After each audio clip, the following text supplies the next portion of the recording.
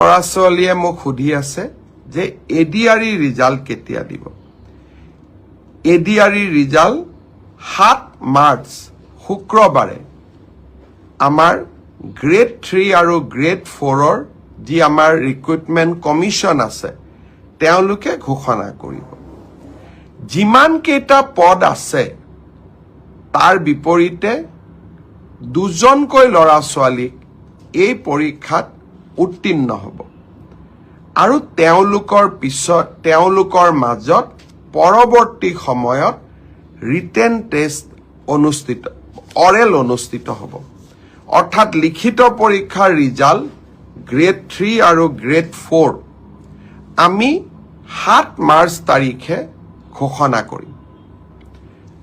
এটা পোষ্টৰ বিপৰীতে দুজনকৈ ল'ৰা ছোৱালীয়ে এই লিখিত পৰীক্ষাত উত্তীৰ্ণ হ'ব। শেষৰ নম্বৰটোত যদি বেছি ল'ৰা ছোৱালীয়ে একেটা নম্বৰে পায় তেতিয়াহ'লে হয়তো 3000 পোষ্টৰ বিপৰীতে মই ধৰি ল'ব কৈছোঁ 6000 ল'ৰা ছোৱালী পাছ কৰিব লাগে, কিন্তু একেটা নম্বৰ যদি বহু পৰীক্ষাৰ্থীয়ে লাভ কৰে তেতিয়াহ'লে একে নম্বৰ পোৱা ল'ৰা ছোৱালীসকলেও পৰীক্ষাটোত ডেফিনেটলি পাছ কৰিব। অৰ্থাৎ আমি যদি ধৰি লওঁ 50 যে কাট অফ মাৰ্ক, কিন্তু 50 যদি 50 জন ল'ৰাই নম্বৰ পাইছে তেতিয়াহ'লে 50 জন ল'ৰায়ে লিখিত পৰীক্ষাত পাছ কৰিব।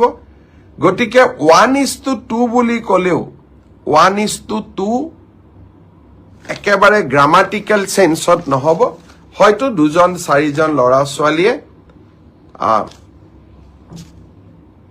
বেছি